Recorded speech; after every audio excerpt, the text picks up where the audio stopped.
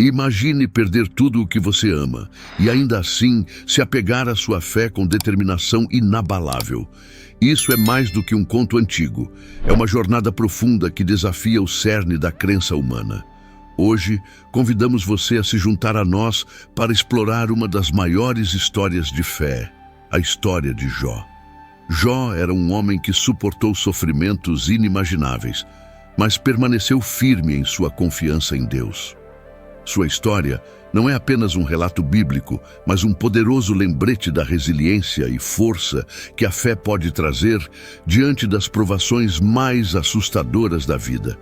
Junte-se a nós nesta jornada pelas narrativas sagradas que moldaram o fundamento de nossa fé. A história de Jó, conforme contada no livro de Jó, não é apenas um reflexo da sabedoria antiga, mas também um exemplo atemporal de perseverança e devoção inabalável a Deus. Ao longo dessa jornada, descobriremos como a história de Jó continua a ecoar no tempo, oferecendo-nos lições sobre como suportar dificuldades e encontrar esperança nos momentos mais sombrios. Bem-vindo ao Faith Stories, onde embarcamos em uma exploração significativa dos relatos sagrados que continuam a inspirar geração após geração. Quem já esteve no auge da felicidade apenas para de repente cair em um abismo profundo e escuro? Eu, Jó, senti essa mesma sensação. No passado, eu era considerado o homem mais rico e abençoado do Oriente. Eu morava na terra de Uz, situada a sudeste do Rio Jordão, perto das terras dos caldeus e dos sabeus. Era uma terra fértil com colheitas e gado abundantes, mas cercada pelo deserto. Meus rebanhos eram tão numerosos quanto as nuvens no céu. 7.000 ovelhas, 3.000 camelos, 500 pares de bois e 500 burros. Fui abençoado com 7 filhos e 3 filhas, além de servos sob meus cuidados. Sempre vivi em reverência a Deus, evitando o mal. Minha vida era como uma imagem perfeita, mas então, de repente, a tempestade da vida atingiu, varrendo tudo o que eu amava. Riqueza, reputação, saúde, tudo desapareceu como fumaça. Naqueles dias sombrios, muitas vezes me perguntava: por que eu, Senhor? Por que Deus me deixa sofrer assim? Mas em meio ao vasto mar de sofrimento, ainda mantenho uma fé forte. Não me queixo, não me rebelo, mas simplesmente me confio à vontade de Deus. Descobri uma profunda lição de fé e entrega. Minha história é um testemunho do amor infinito de Deus e das provações que Ele coloca diante de seus filhos amados. Na casa aconchegante, meus filhos prepararam um banquete luxuoso para comemorar o aniversário. Eles convidaram as 3 amadas irmãs para participar das festividades. Risos e conversas animadas encheram o ar, transbordando de felicidade. Após os momentos alegres juntos, realizei uma cerimônia solene de purificação. Com um coração sincero, ofereci um sacrifício queimado ao Senhor por cada pessoa. Em meu coração, orei em silêncio, pedindo ao Senhor que perdoasse quaisquer erros que pudessem ter ocorrido. Acredito que esta é uma forma de expressar reverência a Deus e proteger a família do infortúnio. Minhas ações se tornaram uma tradição sagrada na família. Ocasionalmente, em ocasiões especiais, realizo essa cerimônia como um lembrete do amor e da proteção de Deus. A perspectiva do meu filho mais velho sobre minhas cerimônias. Toda vez que meu pai começa uma cerimônia, um desejo irresistível de escapar toma conta de mim. As orações longas e prolongadas e os rituais intrincados parecem me envolver em uma névoa sufocante. Eu me pego questionando o propósito desses apelos intermináveis a um Deus que não posso ver ou sentir. Meu coração anseia por algo mais tangível, uma vida cheia de emoção, aventura e liberdade. No entanto, meu pai não entende meus desejos. Sua visão para mim é rígida e inflexível, como os ritos antigos que ele realiza, na esperança de me moldar em um reflexo de si mesmo. Cada cerimônia parece um abismo cada vez maior entre nós. deixando-me me sentindo não apenas distante de seu mundo, mas às vezes perdida dentro do meu. A perda começa. Um dia, recebi 4 mensagens devastadoras, cada uma trazendo notícias de perda. Minhas ovelhas, meus servos e meus 10 filhos haviam desaparecido, levados por invasores, ladrões ou desastres naturais. Enquanto meus filhos e filhas estavam festejando e bebendo vinho na casa do meu filho mais velho, um mensageiro veio até mim e disse: os bois estavam arando e os jumentos pastavam nas proximidades. E os sabeus os atacaram e os levaram embora. Eles mataram os servos com a espada, e só eu escapei para lhe contar. Enquanto ele ainda falava, outro mensageiro chegou dizendo: o fogo de Deus caiu do céu e queimou as ovelhas e os servos, e só eu escapei para lhe anunciar. Enquanto ele ainda falava, um terceiro mensageiro veio. Os caldeus formaram 3 grupos de ataque, atacaram os vossos camelos e fugiram com eles. Eles mataram os servos à espada, e só eu escapei para lhe contar. Antes que ele pudesse terminar, outro mensageiro chegou e disse: seus filhos e filhas estavam festejando e bebendo vinho na casa do irmão mais velho, quando de repente um vento forte varreu o deserto e atingiu os 4 cantos da casa. Ele desabou sobre eles e eles estão mortos, e só eu escapei para lhe contar. Esses trágicos eventos são narrados no livro de Jó, capítulo 1, versículos 13 a 19. Então me levantei, rasguei meu manto e raspei minha cabeça. Então caí no chão em adoração e disse: nu saí do ventre de minha mãe, e nu partirei. O Senhor deu e o Senhor tirou. Louvado seja o nome do Senhor. Em tudo isso, não pequei culpando a Deus pelo erro, conforme escrito no livro de Jó, capítulo 1, versículos 20 a 22. Embora confrontado com uma perda inimaginável de propriedades e entes queridos, não acusei a Deus. Em vez disso, permaneci fiel e reverente. No entanto, meu sofrimento estava apenas começando. A causa da minha perda. Um dia, os anjos vieram se apresentar diante do Senhor e Satanás também estava entre eles. O Senhor perguntou a Satanás: de onde você veio? Satanás respondeu ao Senhor: tenho andado pela terra e andado nela. Então o Senhor disse a Satanás: você considerou meu servo Jó? Não há ninguém na terra como ele. Ele é irrepreensível e reto, um homem que teme a Deus e evita o mal. Jó teme a Deus por nada? Satanás respondeu: você não colocou uma cerca viva ao redor dele, de sua casa e de tudo o que ele tem? Tu abençoaste o trabalho das suas mãos, de modo que os seus rebanhos e bois se espalham por toda a terra. Esse diálogo entre o Senhor e Satanás está registrado no livro de Jó, capítulo 1, versículos 6 a 10. Satanás desafia o Senhor, alegando que, se for permitido causar sofrimento a Jó, ele mudará e amaldiçoará a Deus. O Senhor permite que Satanás aflija Jó para testar essa afirmação ousada, mas o proíbe de tirar a vida de Jó. Estenda a mão e golpeie tudo o que ele tem, e certamente ele o amaldiçoará na sua face, disse o Senhor a Satanás. Muito bem, então tudo o que ele tem está em seu poder, mas você não deve tocar no próprio homem. Então Satanás saiu da presença do Senhor. Esses eventos são descritos no livro de Jó, capítulo 1, versículos 11 e 12. No segundo capítulo do livro que relata minha vida, Satanás apareceu diante do Senhor mais uma vez. Desta vez, o Senhor destacou minha fé inabalável, mesmo depois de ter perdido tudo o que era precioso para mim. Mas Satanás não acabou. Ele argumentou que eu permaneci fiel apenas porque ainda não havia experimentado sofrimento físico. Em resposta a essa provocação, o Senhor permitiu que Satanás me testasse com dores físicas insuportáveis. O Senhor diz a Satanás: estenda a mão, fere a carne e os ossos de Jó, certamente ele o amaldiçoará na sua face.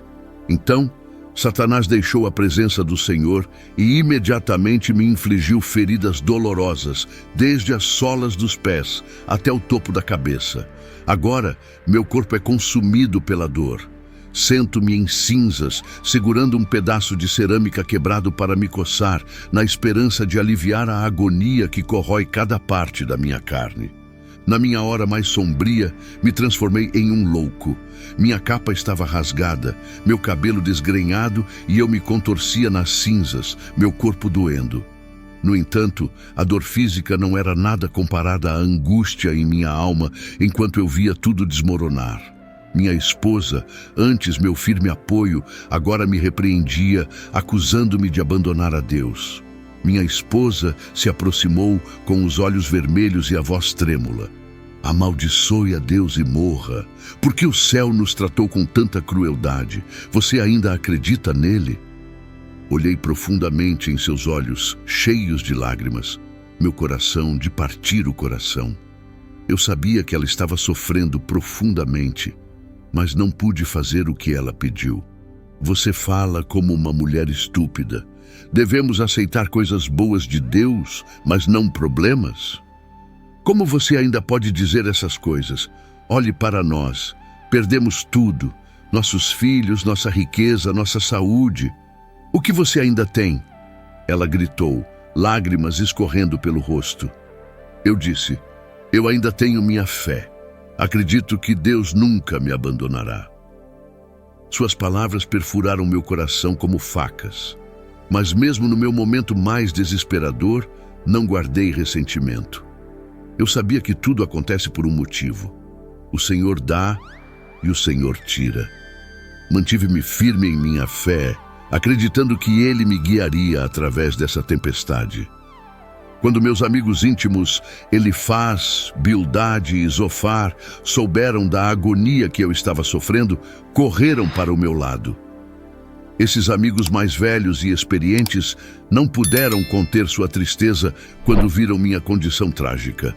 Eles choraram, rasgaram suas vestes e aspergiram cinzas em suas cabeças para mostrar sua profunda empatia. Enquanto meus 3 amigos tiravam conclusões apressadamente e me culpavam, Eliú, um jovem, ofereceu uma perspectiva diferente. Ele não concordou com as opiniões dos meus amigos mais velhos, mas também não se apressou em me defender. Eliú acreditava que nem meus amigos nem eu realmente entendíamos os caminhos do Senhor. Com uma mente jovem e curiosa, Eliú levantou questões profundas sobre a natureza do sofrimento e o significado da vida. Ele não me criticou. Em vez disso, ele queria me ajudar a redescobrir a fé e a paz dentro de minha alma. Eliú representava uma nova geração, aqueles que ousavam questionar e buscar respostas em vez de simplesmente aceitar as visões tradicionais. Ele introduziu o conceito de que o sofrimento poderia servir como um meio de orientação e correção. Eliú propôs que Deus permite que o sofrimento em nossa vida nos ensine lições valiosas, volte nosso coração para Ele e nos ajude a crescer espiritualmente. Para Eliú, o sofrimento era uma ferramenta para refinar e moldar os indivíduos. Lembro-me claramente das palavras de Eliú, que eram notavelmente diferentes das de meus 3 amigos, Elifaz, Bildade e Zofar. Embora todos os 4 tenham entrado no intenso debate teológico e filosófico em torno do meu sofrimento, a mensagem de Eliú se destacou, oferecendo uma perspectiva única sobre esses assuntos profundos e complexos. Eliú foi apresentado a nós quando jovem e reconheceu abertamente sua juventude. Jó 32:6. Essa distinção o diferenciava de meus amigos, que eram todos mais velhos e muitas vezes tinham seus pontos de vista. Sua juventude deu-lhe uma nova perspectiva e a coragem de desafiar as opiniões convencionais que meus outros amigos apresentaram. Eliú afirmou que falaria de forma imparcial e honesta, recusando-se a mostrar favoritismo em relação a qualquer lado em nosso debate. Jó 32, 21, 22. Sua postura era visivelmente diferente da dos meus 3 amigos, que tendiam a ser unilaterais e atribuíam meu sofrimento diretamente aos pecados que presumiam que eu havia cometido. A abordagem equilibrada de Eliú visava oferecer uma perspectiva objetiva sobre minha situação. O que o capacitou a ser justo? Ele falou pelo Espírito de Deus. Eliú também defendeu apaixonadamente a justiça de Deus, retratando Deus como compassivo, amoroso e consciente do sofrimento humano. Isso contrastava com as visões mais legalistas de meus amigos, nas quais o sofrimento sempre era considerado a consequência imediata do pecado. Ao longo de seu discurso, Eliú usou a natureza e a criação como fontes de sabedoria e exemplos metafóricos. Ele traçou paralelos entre as ações de Deus no mundo natural e seu trato com a humanidade. Essa abordagem divergia dos argumentos mais tradicionais de meus amigos, que se baseavam fortemente na sabedoria humana e nas interpretações legalistas. Embora meus amigos vissem o sofrimento apenas como punição pelo pecado, independentemente de saberem o que era pecado, eles ignoraram a possibilidade de que o sofrimento pudesse instruir e fortalecer a fé. Essa foi a verdade profunda e amorosa que Eliú trouxe à luz. Naqueles dias sombrios, sentamos juntos em silêncio, sem ninguém dizer uma palavra. Minha alma estava cheia de perguntas profundas sobre o significado da vida e a justiça de Deus. Eu amaldiçoei o dia em que nasci, desejando nunca ter aparecido neste mundo. Abri minha boca e amaldiçoei meu nascimento. Eu gritei: que pereça o dia do meu nascimento e a noite que disse, um menino foi concebido. Que esse dia se transforme em escuridão. Que Deus acima não se importe com isso. Que nenhuma luz brilhe sobre ele. Eu questionei: por que os inocentes devem sofrer? Por que Deus permite que as pessoas suportem perdas tão dolorosas? Naqueles momentos de desespero, eu me sentia abandonado, como se Deus tivesse virado as costas para mim. Eu me perguntei se havia algum Deus que se importasse com o sofrimento humano. Minha vida agora consiste apenas em suspiros pesados, cada respiração puxando uma dor própria. A coisa que eu mais temia chegou. Minha alma não pode mais encontrar paz. Tudo o que resta é uma turbulência sem fim. A sombra da morte paira ao meu redor, um lembrete da natureza fugaz da vida. A zombaria dos outros parece facas perfurando meu coração, aumentando meu sofrimento. Meus olhos escurecem de tristeza. Eu oro: conceda-me, ó Senhor, a garantia que você precisa. Quem será meu fiador? Meus amigos Elifaz, Bildad e Zofar procuraram me consolar e encorajar em meu sofrimento. Com compaixão, eles compartilharam seus pensamentos sobre por que Deus poderia ter permitido que eu caísse nessa situação dolorosa. Eles estavam convencidos de que a causa devia estar em alguma falha minha. Eles me aconselharam a reconhecer honestamente meus erros, arrepender-me e buscar a misericórdia de Deus para que eu pudesse ser abençoado novamente. Elifaz concluiu que o sofrimento que suportei certamente deve resultar de pecados que cometi, lembrando-me da necessidade de buscar o favor de Deus. Elifaz disse: tenho presenciado muitos altos e baixos na vida, Jó. Sei que Deus é sempre justo e misericordioso. Quando o sofrimento vem, muitas vezes me pergunto o que posso ter feito de errado para merecê-lo. Talvez você tenha esquecido algo ou cometido algum erro que eu desconheço. Não quero causar-lhe mais dor, mas a verdade é que Deus nunca traz sofrimento aos inocentes. Reflita sobre isso. Será que você fez algo para provocar sua ira? Bildad e Zofar concordaram, sugerindo que eu devia ter feito algo errado para que Deus me julgasse. Eles me encorajaram a viver de forma mais reta e pura. Bildad até deu a entender que talvez meus filhos estivessem pagando o preço por suas próprias transgressões. Eles viram meus infortúnios como sinais do julgamento de Deus, mas continuei a temê-lo e a evitar o mal. Eventualmente, eu me cansei de suas palavras. Eu respondi: é só você que é sábio, e a sabedoria morrerá com você. Mas eu também tenho compreensão e discernimento. Eu não sou inferior a você. Existe alguma coisa que alguém ainda não saiba? Eles se tornaram juízes severos sobre mim, apesar de eu invocar a Deus e dele me responder. Eu era apenas uma piada aos olhos deles, embora mantivesse um coração puro e irrepreensível. No entanto, em meu coração, eu ansiava por falar com o Todo-Poderoso e apresentar meu caso diante dele. Eu já fui como um pássaro ferido, perdido no vasto céu. As feridas em meu coração pareciam penas quebradas, impedindo-me de voar alto. Cicatrizes cobriram minha pele como rachaduras na minha alma. O mundo ao meu redor era uma tela escura onde eu enfrentava o ridículo e a rejeição sozinho. Mas então, um pequeno vislumbre de luz perfurou a escuridão. Foi quando percebi que mesmo nos meus momentos mais dolorosos, Deus estava sempre ao meu lado. Seu amor era um refúgio de paz em meio às tempestades da vida, um bálsamo curativo para as feridas do meu coração.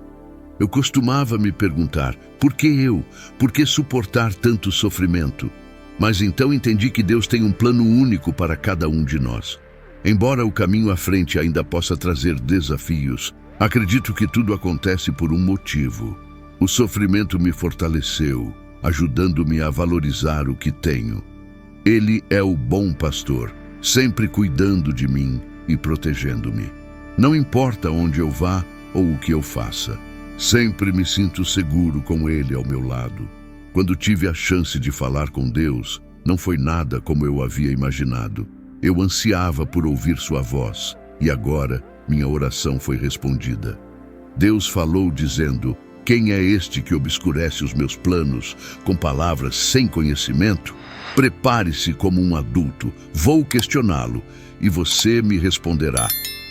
Onde você estava quando eu lancei os alicerces da terra? Diga-me se você entendeu.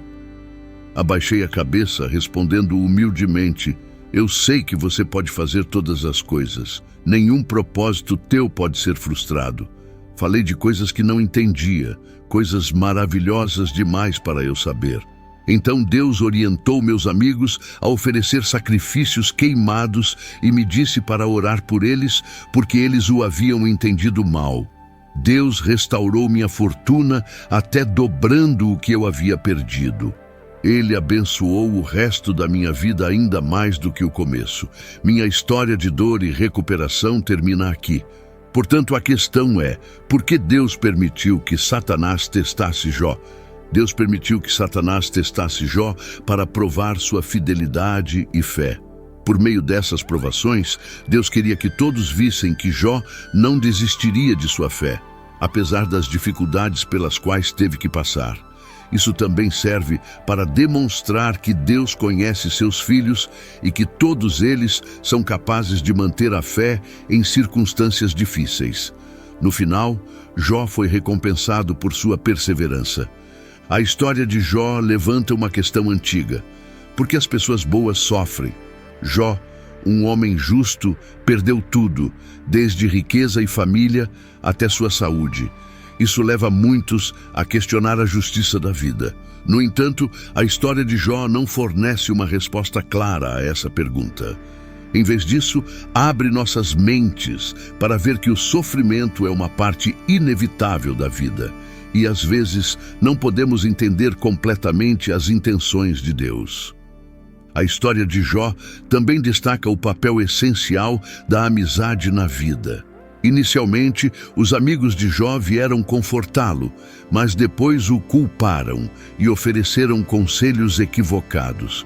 Isso mostra que nem todos podem realmente nos apoiar em tempos difíceis. No entanto, a história de Eliú, um jovem, demonstra que ainda existem amigos verdadeiros que estão dispostos a ouvir e compartilhar conosco.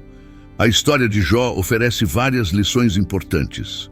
Fé no sofrimento, A fé inabalável de Jó em Deus, apesar do imenso sofrimento, nos ensina a importância de manter nossa fé em tempos difíceis. Mostra que o sofrimento não equivale ao desfavor de Deus. O mistério do sofrimento. A narrativa ilustra que o sofrimento é uma questão complexa e nem sempre uma consequência direta das ações de alguém. Os amigos de Jó acreditavam que ele estava sendo punido pelo pecado, mas a história destaca que o sofrimento pode ter outros propósitos. Integridade e justiça. A integridade de Jó e a recusa em amaldiçoar a Deus, mesmo quando confrontado com uma perda extrema, enfatizam o valor de manter os princípios morais e a justiça, independentemente das circunstâncias. A natureza de Deus, os diálogos entre Jó e seus amigos, bem como a eventual resposta de Deus, nos lembram sobre a soberania e o mistério de Deus. Os caminhos de Deus nem sempre são compreensíveis do ponto de vista humano. A importância da comunidade. A experiência de Jó mostra os papéis de apoio, e às vezes equivocados, que os amigos podem desempenhar. Ele destaca a necessidade de verdadeira empatia e sabedoria no apoio àqueles que sofrem, restauração e esperança. Em última análise, a história termina com Jó sendo restaurado e abençoado ainda mais do que antes, sugerindo que a esperança e a restauração podem vir após provações e que o sofrimento pode levar a uma fé e compreensão mais profundas. O período de espera foi um teste significativo da fé de Jó, enquanto ele enfrentava questões desafiadoras sobre a justiça e o amor de Deus. Apesar da dor e da perda, a paciência de Jó permaneceu inabalável, uma prova de sua fé inabalável. Esperar pode facilmente desencorajar as pessoas, mas Jó superou tudo, demonstrando uma resiliência extraordinária. Durante esse tempo, ele teve a chance de refletir sobre a vida, sobre si mesmo e seu relacionamento com o Todo-Poderoso, levando-o a um maior crescimento espiritual. Depois de um longo período de perseverança, Jó foi finalmente abençoado por Deus com o dobro do que antes, como uma recompensa adequada por sua paciência. Por meio dessa experiência, Jó percebeu que os caminhos de Deus nem sempre são fáceis de entender, mas ele está sempre presente e protetor.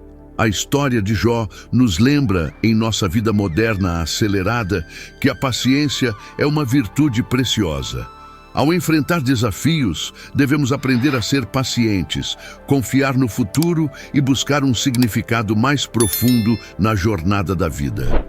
Essas lições incentivam a reflexão sobre como vemos o sofrimento, a fé e a natureza de Deus diante da adversidade. O sofrimento de Jó não foi o resultado de seus pecados, como seus amigos sugeriram inicialmente, mas sim parte de um plano divino maior para demonstrar a lealdade e fé inabaláveis de Jó. A história de Jó destaca a complexidade do relacionamento da humanidade com Deus, a natureza do sofrimento e a importância da fé e da paciência diante da adversidade. No final do livro de Jó, Deus fala diretamente a Jó, abordando suas perguntas e revelando sua sabedoria insondável. Embora Deus não explique completamente as razões por trás do sofrimento de Jó, ele enfatiza sua autoridade suprema e o misterioso papel do sofrimento na compreensão humana da divindade. O Senhor falou a Jó do meio da tempestade e disse: "Quem é este que obscurece meus planos com palavras sem conhecimento? Prepare-se como um homem. Vou questioná-lo e você me responderá." Deus se revela a Jó de maneira majestosa e poderosa, ressaltando sua autoridade e supremacia sobre toda a criação. No final da história, Deus restaura a prosperidade de Jó, dobrando suas posses e abençoando-o com filhos e filhas. Depois disso, Jó viveu 140 anos. Ele viu seus filhos e os filhos deles até a 4ª geração. E assim, Jó morreu, velho e cheio de anos. Estas palavras concluem o livro de Jó, capítulo 42, versículos 16 a 17. A história de Jó é uma reflexão profunda sobre a natureza do sofrimento humano, a fé inabalável e a supremacia de Deus. Mesmo diante de perguntas sem resposta, a resposta de Jó continua sendo um exemplo de confiança e submissão a Deus. A história de Jó ressoa em nossas vidas hoje, convidando-nos a refletir sobre nossas próprias experiências de sofrimento e a buscar uma compreensão mais profunda do plano de Deus em meio à adversidade. Independentemente de nossas circunstâncias, a história de Jó nos lembra da importância da fé, paciência e confiança em Deus, mesmo quando não podemos compreender plenamente seus caminhos. Que a história de Jó inspire e fortaleça sua fé, como tem feito há séculos. Obrigado por se juntar a nós nesta profunda jornada de exploração através do livro de Jó. Até a próxima, que as histórias da Bíblia continuem a iluminar e guiar seu caminho. Até a próxima.